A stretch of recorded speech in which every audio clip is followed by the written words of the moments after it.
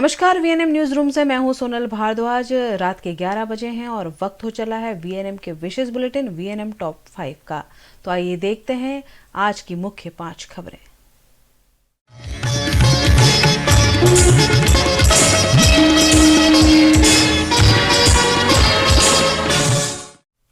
विदेश से लौटे या विदेशों के संपर्क में आए लोग अपनी जांच हेतु लगातार एसएसजी पहुंच रहे हैं और उसमें से कुछ संदिग्ध लोग आइसोलेशन वार्ड में इलाज भी ले रहे हैं। कोरोना वायरस के कहर के चलते विदेश से या अन्य राज्यों से आए लोगों में दहशत देखने मिल रही है। विदेश से आए करीबन 14 लोग 24 घंटों में स्क्रीनिंग के लिए एसएसजी अस्पताल पहुंचे, जो पिछले कुछ दिनों में Dubai, Kuwait, Germany, south America समेत के अन्य देशों की विजिट कर लौटे थे। WHO ने भी कोरोना को वैश्विक महामारी घोषित कर दिया है। वहीं अमेरिका ने इसे आपात स्थिति करार दिया है। ऐसे में भारत में भी कोरोना को लेकर सभी तरह के एहतियाती कदम उठाए जा रहे हैं। गुजरात में वैसे तो अब तक कोरोना का कोई मामला दर्ज नहीं हुआ है, लेकिन वडोदरा में कोरोना के कुछ संदिग्ध मामले पाए जाने पर उन्हें एसएसजी के आइसोलेशन वार्ड में अलग से रखा गया है। 5 से 6 मरीज इन दिनों एसएसजी के आइसोलेशन वार्ड में भर्ती हैं, जिनके सैंपल टेस्टिंग के लिए अहमदाबाद कॉलेज भेजे गए हैं। वडोदरा जिला के करजन के एक बुजुर्ग अमेरिका घूमने गए थे। वहां से लौटने के बाद उनकी तबीयत खराब है, जिसके चलते वो स्क्रीनिंग के लिए एसएसजी पहुंचे थे और हॉस्पिटल के आइसोलेशन वार्ड में उन्हें भर्ती कर उनके सैंपल के परिणामों का इंतजार किया जा रहा है। वहीं वडोदरा की एक निजी कंपनी में काम करने वाली चीन की महिला रोजी चौंडी को भी तबीयत खराब होने पर आइसोलेशन वार्ड में भर्ती कराया गया है और उनके सैंपल भी टेस्टिंग के लिए अहमदाबाद भेजे गए हैं। कोरोना वायरस के कुछ संदिग्ध मामलों के साथ साथ करजन की महिलाओं में खांसी के लक्षण दिखाई देने पर उन्हें भी एसएसजी के आइसोलेशन वार्ड में अलग से रखा गया है। कहा जा रहा है कि ये महिलाएं यात्रा करने के लिए महाराष्ट्र शिरडी के दौरे पर गई हुई थी और वहां से उनकी तबीयत खराब हुई है, जिसके चलते उन्हें एसएसजी के आइसोलेशन वार्ड में इलाज दिया जा रहा है। અમે ટીબીએ કંપની છે કરજણમાં, ત્યાંથી અમે આવીએ છીએ અને ઘટનાક્રમમાં એવું છે કે અમારા ત્યાં જે ચાઇનીઝ એમ્પ્લોય છે એમને તાવ ગઈકાલનો लाग्યો છે, આવી રહ્યો છે, તો એના માટે ખાસ અમે કન્સલ્ટ કરવા આવ્યા છે કે આવીને અમે એકવાર ચેક કરાવી દઈએ કે ભાઈ કોઈ પ્રોબ્લેમેટિક સિમ્ટમ નથી ને, સાદો તાવ છે કે કોરોના છે, that we are not aware. એટલા માટે એક પ્રિકોશનરી સ્ટેપ તરીકે અહીંયા અમે લોકો આવી ગયા છે। કંપનીએ ચાઇનાથી અવરજવર બંધ કરાવી દીધી છે। જેવું જાન્યુઆરી મહિનામાં થયું તરત જ ઇમિડિયેટલી અમારી કંપનીએ એક એક્શન લીધા અને કે કોઈ ઇન્ડિયાથી ચાઇના નહીં જાય ને ચાઇનાથી ઇન્ડિયા નહીં જાય। અને ડર કરતાં પણ વધારે અમે લોકો પ્રિકોશન લઈ રહ્યા છે કે જેટલું પ્રિકોશન આપણે લઈશું એટલું આપણા માટે સારું છે। એટલે એમ્પ્લોઈઝને પણ એડવાઇસ અમે આપી દે છે કે ભાઈ તમે પબ્લિક ગેધરિંગ, જે પબ્લિકલી મેળાવડા ટાળો। કોઈપણ જગ્યાએ ફોરેનર્સ કોઈ હોય તો એ લોકોને અવોઇડ કરો મળવાનું હમણાં, અને બને એટલા તમે સેફ રહો અને ઘરની બહાર તમે બને એટલું ઓછું નીકળો અને હેન્ડવોશ મેક્સિમમ કરો અને માસ્ક, જો કોઈ બીમાર વ્યક્તિ હોય તો એની સામે માસ્ક પહેરીને જાઓ અને 3 મીટરનું એક મીટરનું ડિસ્ટન્સ રાખીને તમે ચાલો। એ જે બેન છે એ ચાઇનીઝ લેડી છે, ચાઇનીઝ સિટીઝન છે અને એ આપણા ત્યાં કામ કરે છે ટીબીએમાં અને એમના હસબન્ડ છે એ સાઇટ ઉપર છે। હવે એમના હસબન્ડ જે છે દિલ્હી છે, લખનઉ છે, એ બધા વિરમગામ છે, બધે ફરતા હતા અમારી સાઇટ ઉપર અને પછી આવ્યા અને પછી એ પાછા ગયા અને આ બેન ક્યાંય ગયા નથી, પણ આ બેનને તાવ આવવા માંડ્યો। એટલે અમે વિચાર્યું કે ભાઈ આ પેલા ભાઈ ફરે છે, કારણ કે એવા ચાન્સીસ હોય છે જ કે ગમે એટલો માણસ નોર્મલ હોય પણ એ બીજાને પણ કદાચ લગાડી શકે। તો એવી પરિસ્થિતિમાં અમે લોકો અમારા મગજનો એક ડાઉટ ક્લિયર કરવા માંગીએ છીએ કે ભાઈ આમાં કોઈ પ્રોબ્લેમ નથી, આ બેનને સાદો તાવ છે અને કદાચ હોય તો એમાં ગવર્મેન્ટ કે એસએસજી તરફથી હેલ્પ લઈને અમે તાત્કાલિક એને પ્રિકોશન કરવા માંગીએ છીએ। એટલે અમે એમ્પ્લોઈઝને પણ એમાં અમે બચાવવા માંગીએ છીએ, એ અમારું ઇન્ટેન્શન।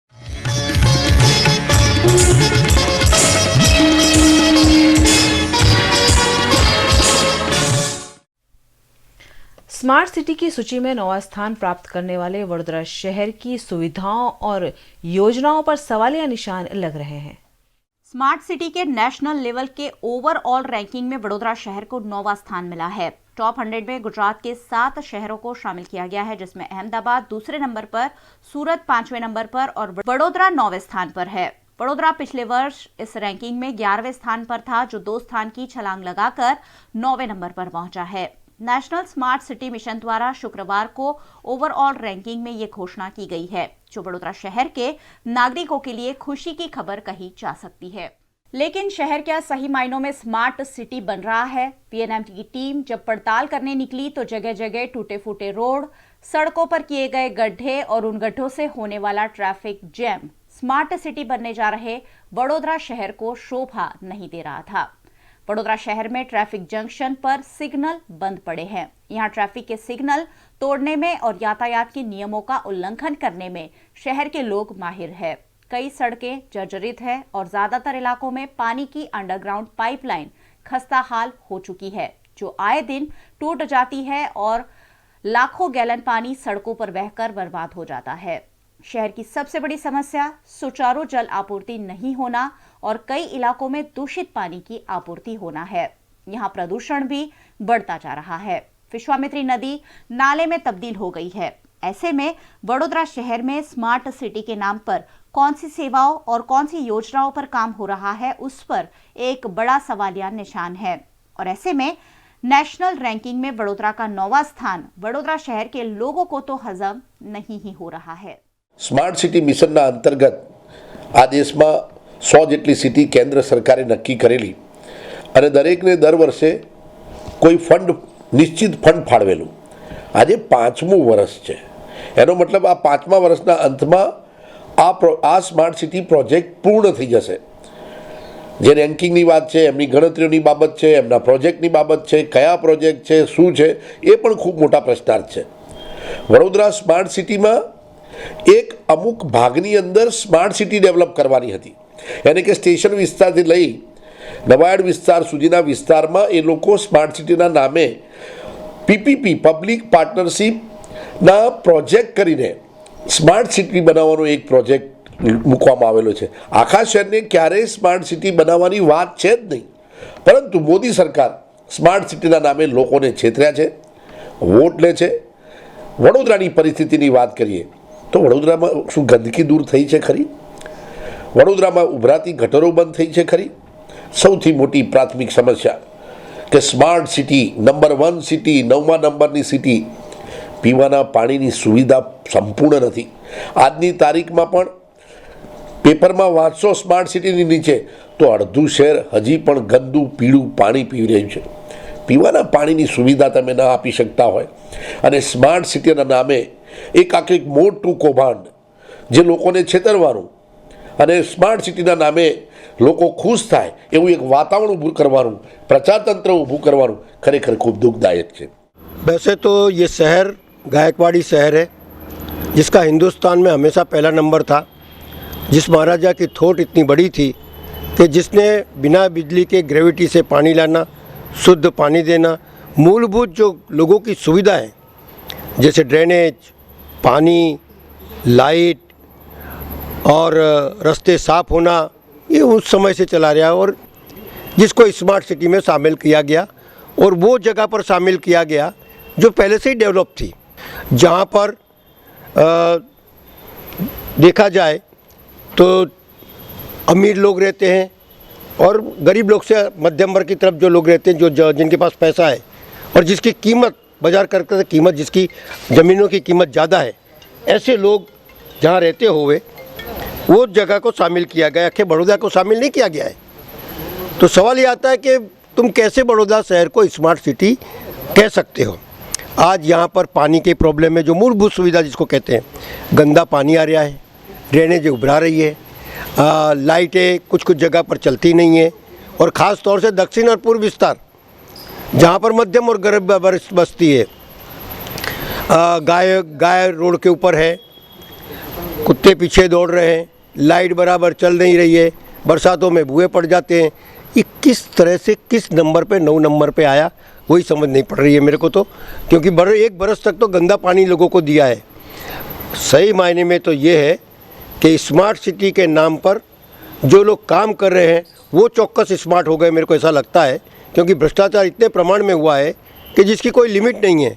आप रोडों के टेंडर देखो, स्मार्ट सिटी में जो काम हुए हैं, जो बोलते हैं कि भाई तुम्हारी सिस्टम जो पानी कैसे आएगा और पानी के सिस्टम के अंदर कहाँ कितना पानी आया, कहाँ कितने प्रेशर से पानी आया, वो सारी सिस्टम फेल है, जिसके पैसे खप गए, जिसको सभा में हमने रजूआत करी।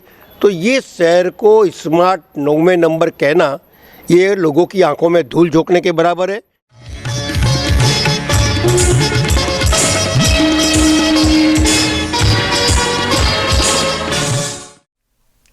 कारेलीबाग के कुंदन ज्वेलर्स में मालिक को झांसा देकर सोने की 2 चेन लूट ली गई। कारेलीबाग इलाके में ज्वेलर्स की दुकान में लूट का मामला दर्ज हुआ है, जिसमें आनंद नगर के कुंदन ज्वेलर्स में तस्करों द्वारा 13 ग्राम की 2 सोने की चेन लूट ली गई। कारेलीबाग इलाके के आनंद नगर में गणपत भाई धर्मचंद शाह की कुंदन ज्वेलर्स नामक दुकान है। सोने की चैन खरीदने के बहाने आए तस्कर ने दुकान मालिक को अन्य वस्तु देखने के चक्कर में उलझाकर 2 चैन लूट ली। 7,000 कीमत की 13 ग्राम की सोने की 2 चैन लूटकर तस्कर फरार हो गए। काले हूँ दुकान पर एकलो बैठो तो त्यारे एक भाई जे लगभग 30 થી 35 વર્ષની ઉંમરના હતા તે મારી દુકાને આવ્યા અને મને કહ્યું કે મારે ચેન લેવી છે, તમારી પાસે ચેન મળશે? મેં કહ્યું હા મળશે, તો કે મને બતાડો। મેં એમને પહેલાં શોકેસમાંથી બતાડી, જે અમને ગમી નહીં એ કે બીજી હોય તો બતાડો, તો મેં પછી અંદરથી 2 ચેન કાઢીને એમને બતાડી। એમણે જોઈ એક એ લગભગ બંને ચેન થઈને 13 ગ્રામ વજન હતું એમનું। તો એમણે મને કહ્યું સારું આ રહેવા દો, મને સામેથી પેલી ચાંદીની વસ્તુ પણ બતાડો। તો હું ચાંદીની વસ્તુ લેવા ગયો એટલી વારમાં એ ભાઈ ચેન લઈને એકદમ ભાગ્યા। તો મને કાચમાં દેખાયું ત્યાંથી કે ભાઈ ભાગી રહ્યા છે, તો હું પણ એમની પાછળ ભાગ્યો।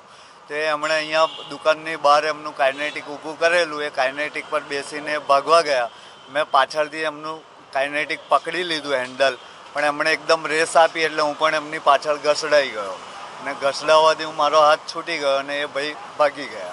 પછી મેં થોડી વારમાં એ જ વખતે 2-5 મિનિટમાં મારો બાબો આવી ગયો હતો, હું એને ફોન કરતો હતો ને એ આવી ગયો, એટલે પછી અમે પોલીસને કારેલીબાગ પોલીસ સ્ટેશનમાં ફોન કર્યો।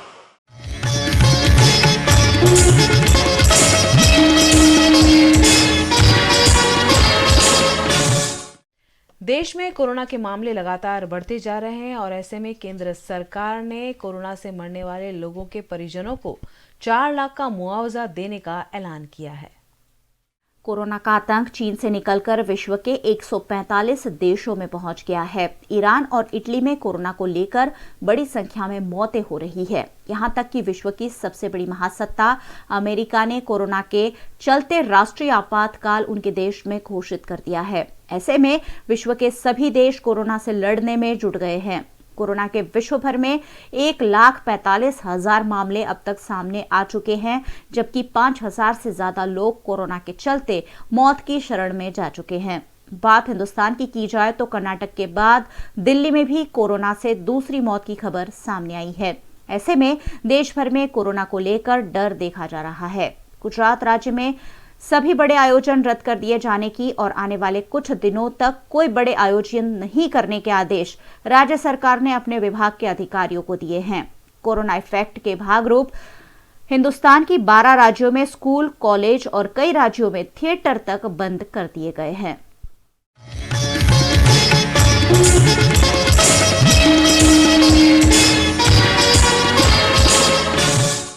विश्व नदी दिवस पर शहर की विश्वामित्री नदी की दर्दनाक स्थिति पर आवाज उठाई गई।